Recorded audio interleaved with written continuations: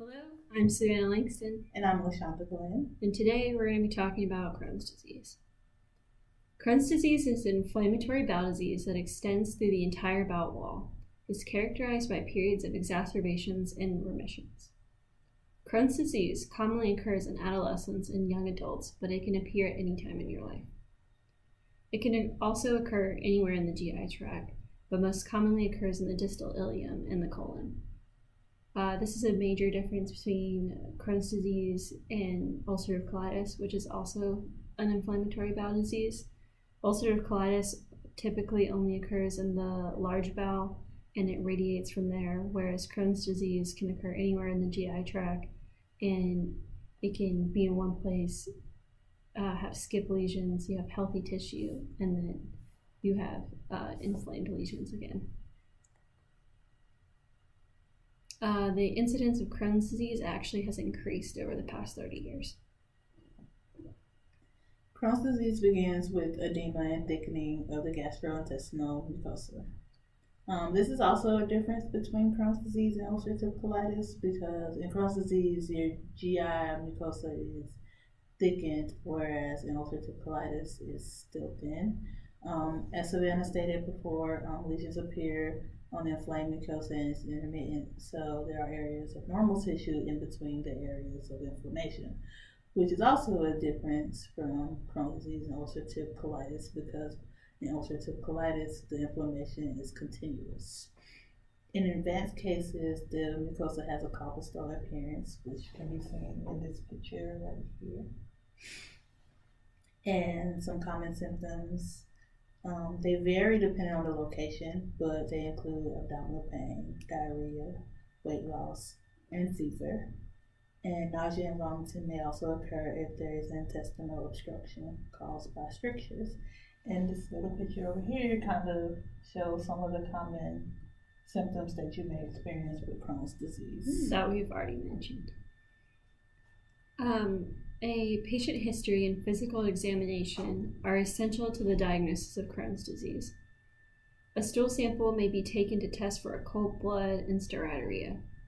An endoscopy and a biopsy of the colon and the terminal ileum may establish and verify a diagnosis. And a CT scan can also show bowel wall thickening and the presence of fistulas. Overall, 18% of inflammatory bowel disease patients report that they've waited over 5 years before receiving a diagnosis. So there is a need to increase assessment and show so these people can get the treatment that they need before 5 years. Some of the common complications of Crohn's disease include intestinal obstruction, fluid and electrolyte imbalances, malnutrition due to malabsorption of nutrients in the intestines, and fistula and abscess formation. Patients with Crohn's disease also have an increased risk for developing colon cancer.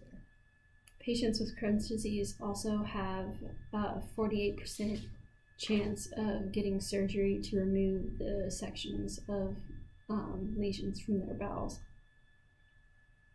Research shows that the best care for patients with Crohn's disease is provided by a multidisciplinary team. The nurse is a member of the multidisciplinary team and they play a vital role in care for patients with Crohn's disease. According to a research study, patients with Crohn's disease want nurses to listen to them, provide accurate and honest information about their disease, as well as the effects that it will have on their bodies, form a relationship, and give them hope of having a normal life. It is also the responsibility of the nurse to determine the patient's ability to manage their illness. The patients must accept the need for intervention in order to reach the goals of remission, preventing damage, and preventing disability. In order to do that, these patients must adhere to the treatment regimen. And a study has found that patients with Crohn's disease are willing to trade the risk of treatment for the benefits that it will provide to them. Crohn's disease and a patient's quality of life depends heavily on the patient's knowledge and willingness to comply with the treatment program. The patient's greatest need for knowledge was immediately following the diagnosis and during a relapse. During the initial diagnosis, information is essential for helping the patient manage and accept the disease. The categories for patient knowledge deficits were knowledge related to the course of the disease, knowledge related to managing everyday life, and difficulty understanding and assimilating information. Knowledge related to the course of the disease included understanding causal relations between symptoms and the disease, complications related to the disease, and understanding treatment. Knowledge related to managing everyday life included behavior that enhance well-being and managing a social life. Difficulty understanding and assimilating information included shifting knowledge needs, help to understand information, and the reasons for wanting or not wanting knowledge, which could be, for an example, if a patient didn't want knowledge, it could be just too much, the burden of knowing too much.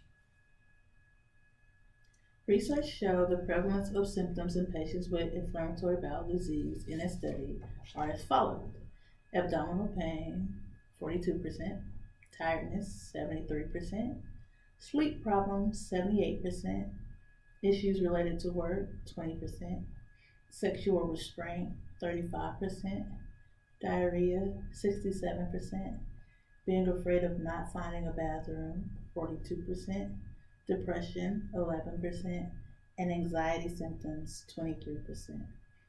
Clinicians and nurses tend to focus on the physical symptoms of Crohn's disease, but there are also many emotional problems that patients with Crohn's disease experience, and those need to be addressed as well.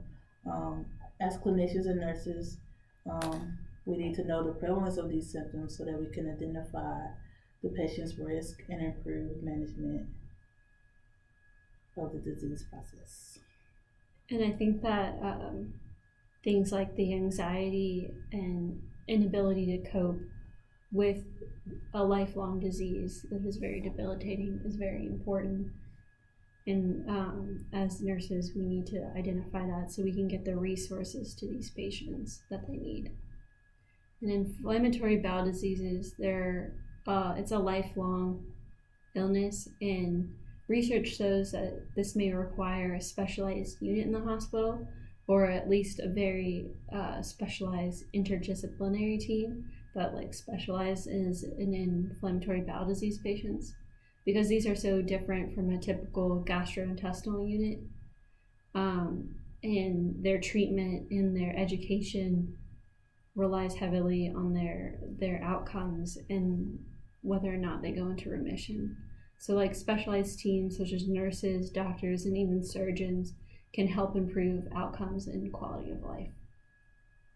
So in conclusion, we've discovered that education is really important when it comes to patients with inflammatory bowel diseases such as Crohn's disease, such as diet and how to prevent readmission or exacerbations, because the difference between not knowing enough and knowing enough could mean it could be dollars and time in hospital, and it basically knowledge really improves the patient's quality of life. And so as nurses, we need to be educating our inflammatory bowel disease patients from admission until discharge, and get them in touch with resources that they might need outside to manage their lifelong disease. Also, as nurses, it's important that we teach these clients about the importance of adhering to the treatment regimen so that they won't have an exacerbation. And also, research shows that a lot of patients don't find out about their inflammatory bowel disease until 5 years after they've had it. So it's important to teach them about getting regular checkups so that hopefully some of the symptoms and signs can be seen earlier and testing can be done sooner, because research shows that getting treatment earlier on helps with It helps with better management of the disease process. And hopefully having like a specialized hospital unit or a specialized team could identify these high-risk patients and get them treated earlier than later. And I think that's all we have to say. And I hope that you learned a little something about Crohn's disease. Thank you. Thank you.